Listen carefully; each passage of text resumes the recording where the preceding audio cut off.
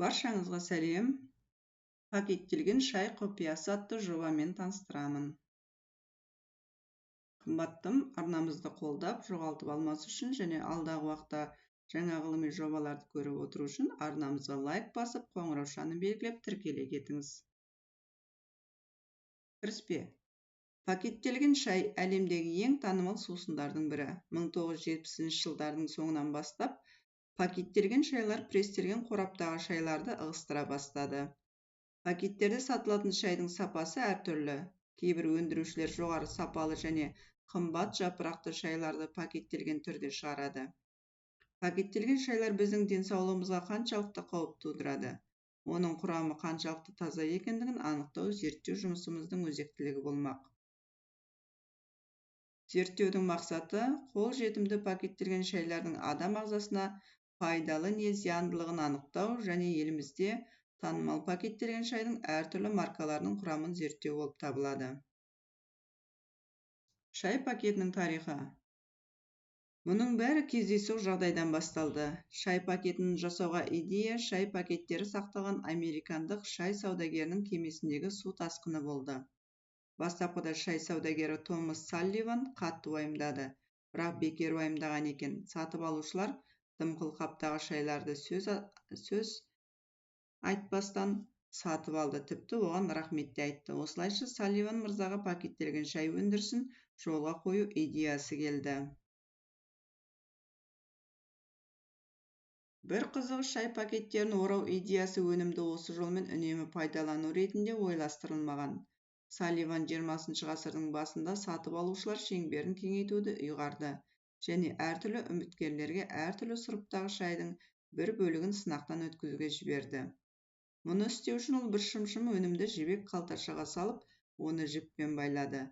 Ол қалай құмыраны осындай сөмкелермен толтырып, өз клиенттеріне шай ассортиментін жіберді. Осындай жолмен сәтті өткізілген жарнамадан кейін Томас неге мұндай қаптаманы тұрақты етпеске деген идеяға келді. Әрине, мұндай орау өнімнің барлық дәмін сақтай отырып, шай қайнату кезінде көп уақытты үнемдейді. Идея 1915 жылы біраз уақыттан кейін үлкен қозғалыс тудырды.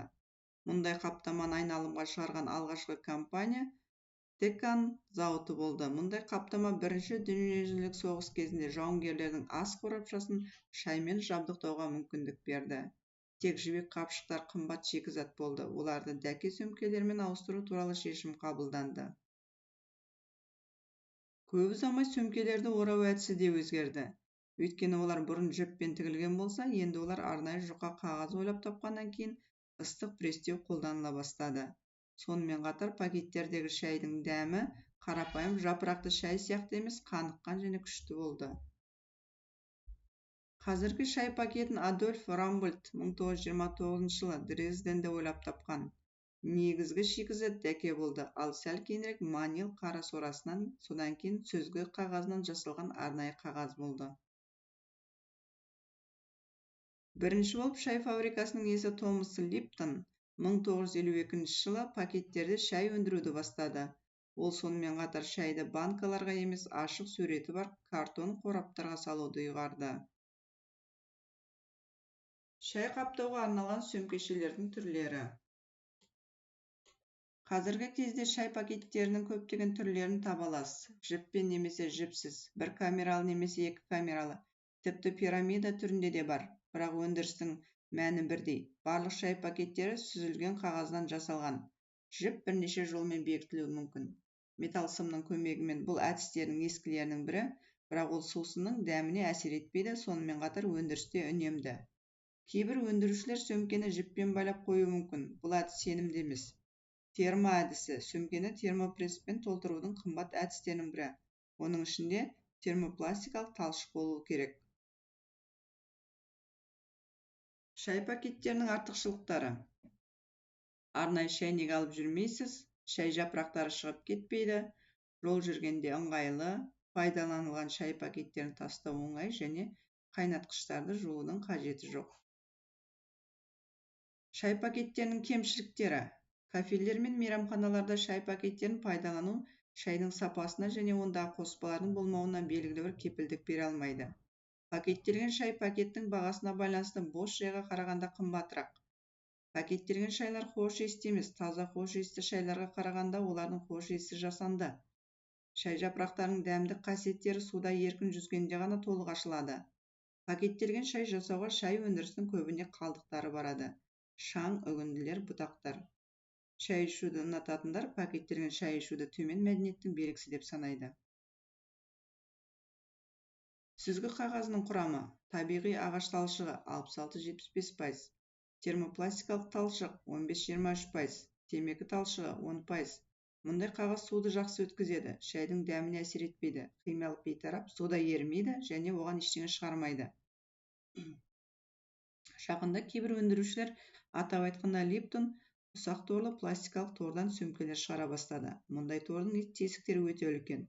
Ол ұсақ шаңды сүзбейді. Сондықтан ол тек ірі кесілген шикізатқа жарамды. Пакеттелген шайдың зияны: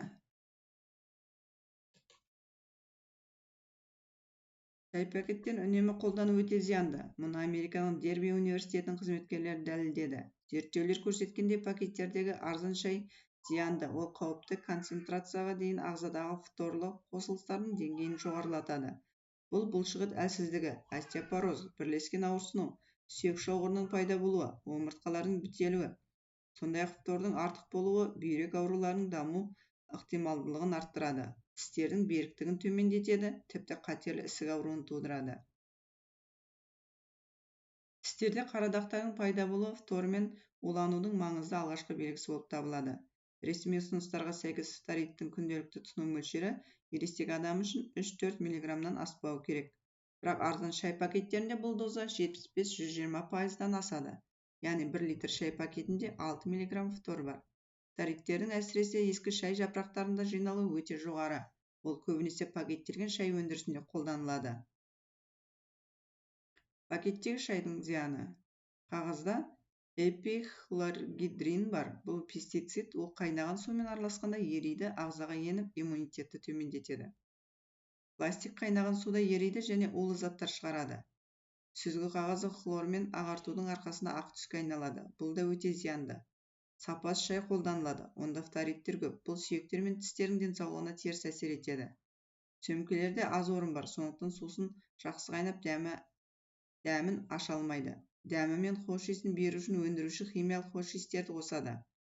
Шайды қаптау борпылдақ бос шайды сатып алудан гөрі қымбатқа түседі. Пластик шай пакеттерінің зияны: зерттеушілер Канаданың Монреаль қаласында пакеттелген шайдың 4 түрін сатып алды. Зертханада олар шайды пакеттен босатып алып, бос сөмкелерді 95 градус қайнаған суға салды. 5 минуттан кейін олар сұйықтықты микроскоппен зерттеді. Сөйтіп олар онда пластиктің көптеген микроскопиялық бөлшектерінің жүзіп жүргенін байқады. Атап айтқанда, ғалымдар микропластиканың 2 түрін тапты. Әр шынаяқта олар 100 нанометрден асатын 11,6 миллиардқа жуық микропластикалық бөлшектер тапты. Сондай-ақ шынаяқтарда 100 нанометрден аз 3,1 миллиард нанопластикалық бөлшектер болды. Пакеттелген шай ішу арқылы біз бәріміз пластикалық қоқысты жұтып қоямыз. Таңғаларлық ештеңе жоқ. Бүгінде микропластиканың үлкен мөлшері балалардың қанында да кездеседі. Микропластика адам ағзасына қалай әсер етеді? Ғалымдар пакеттелген шайдың пластикасы адам ағзасына қалай әсер ететінін әлі білмейді. Оның тірі организмдердің ағзасына әсері тек Дафни мысалында зерттелді. Қоршаған орта тәжірибелерінде жиі қолданылатын ұсақ шаян-тәрізділер. Оларды суға салып пластикалық бөлшектерге қанықтыра отырып, ғалымдар шаян-тәрізділердің мінез-құлқында оғаштық бар екенін анықтады.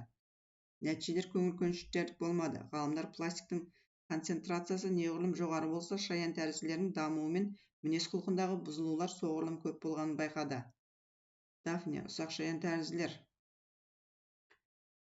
Осымен шай пакетінің 1-ші бөлімін аяқтап, 2-ші бөлімге келесі бейнебаянда тоқталатын боламыз. Арнамыздан алыстамаңыздар. Алда тағы да қызықты бейнебаяндар ұсынамыз.